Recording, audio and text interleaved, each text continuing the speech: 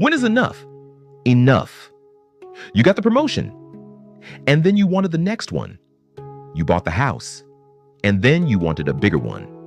You reached the goal, and almost immediately, without pausing to notice what you had achieved, you set a new one. Further, more, better, again, again, again. This is not ambition. This is a disease, and it is so completely normal, so thoroughly woven into the fabric of modern life, that most of us do not even recognize it as a problem. We call it drive. We call it motivation. We call it success. But three of the greatest civilizations in human history looked at this relentless hunger for more and named it clearly for what it is. The enemy of contentment, the thief of presence, the force that ensures you spend your entire life arriving and never actually being there. Today we explore what enough means through the Stoics of ancient Greece, through the Vedic and Buddhist wisdom of ancient India, and through the Taoist and Confucian masters of ancient China. Stay with me, because what these ancient voices discovered about enough will not make you want less. It will make you see more clearly what you already have. Socrates walked through the marketplace of Athens, past the stalls of merchants selling silk and spices and jewels and fine pottery, and said, "How many things there are that I do not need." Not with contempt for the things, not with performance of asceticism, with genuine wonder and relief. How many things there are that I do not need. The Stoics built an entire philosophical practice around this recognition. They called it negative visualization, not the grim dwelling on what you do not have, but the deliberate appreciation of what you do have by imagining its absence. Marcus Aurelius practiced this every morning. He wrote, "Do not indulge in dreams of what you have not got. Rather count up the chief blessings you do possess, and then thankfully remember how eagerly you would have sought them if you did not have them. How eagerly you would have sought them.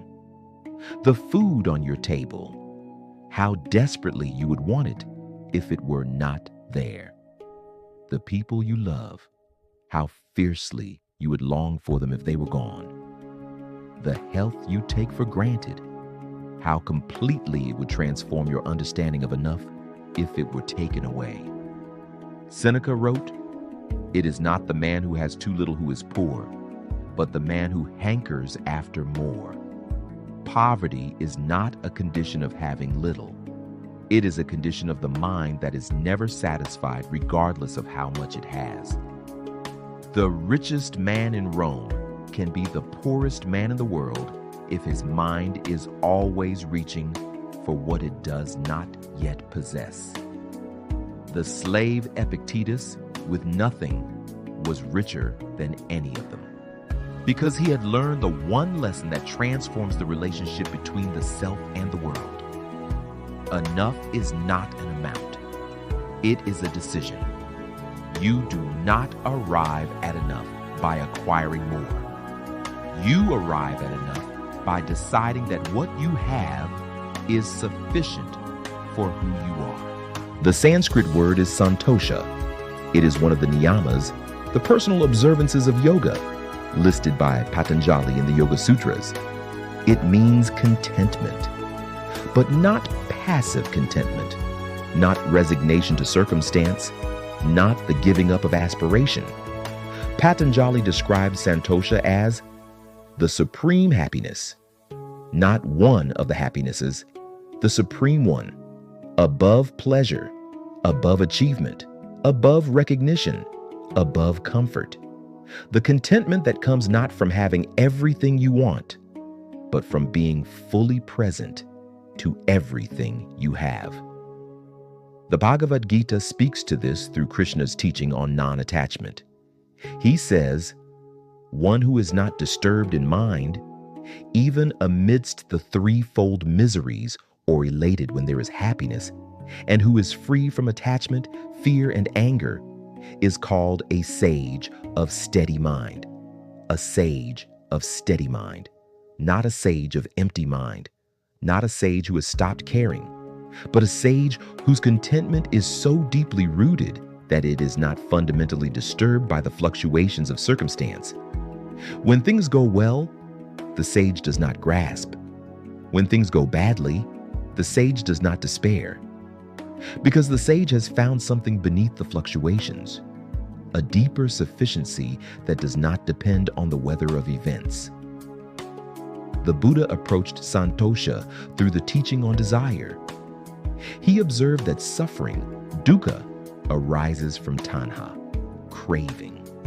Not the ordinary wanting of things, but the deep structural craving that says, I will be complete when I have this. I will be enough when I achieve that. I will be at peace when this changes. The Buddha said, craving is the thirst that is never quenched, not because good things cannot be enjoyed, but because the craving mind transforms every arrival into a new departure, gets the thing, wants the next thing, reaches the goal, sets a new one. The Buddha's teaching on enough is not.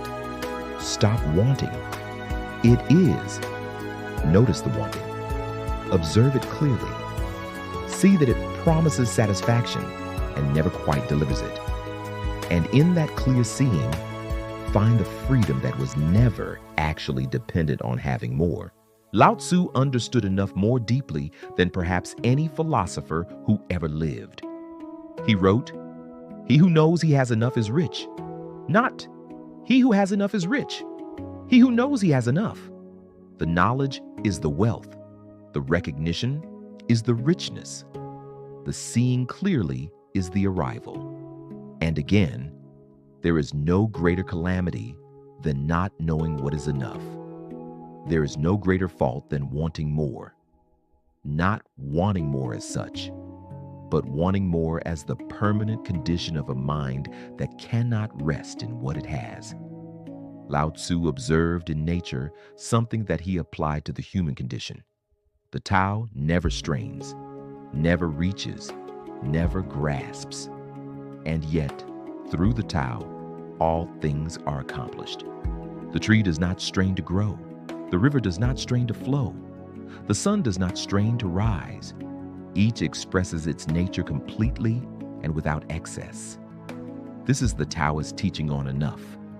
Express your nature completely, neither more nor less, neither grasping nor withholding. Simply, fully, what you are. Confucius lived this teaching through voluntary simplicity. His favorite student, Yan Hui, lived in poverty. One bowl of rice, one ladle of water, a narrow lane. And Confucius said of him, others would find it unendurably depressing. But Yan Hui does not allow this to affect his joy. What a worthy man is Yan Hui. Not, what a brave man for enduring hardship. What a worthy man. Because Yan Hui had understood something that wealth and comfort could not teach. That joy is not the product of circumstance. It is the product of a mind that has found its enough and rests there, fully and without grasping. Zhuangzi told the story of a man who was offered the kingdom and declined. Not from false modesty, not from fear of responsibility, but because he had looked honestly at what the kingdom would cost him. His simplicity, his freedom, his direct relationship with the natural world, and found that what he already had was worth more than what was offered. That is the Taoist sage, not the man who has nothing, but the man who has looked clearly at everything and chosen what is genuinely his. 3 civilizations, 3 encounters with the same restless human hunger, and 3 versions of the same liberating discovery. Socrates walked through the marketplace and felt relief at what he did not need.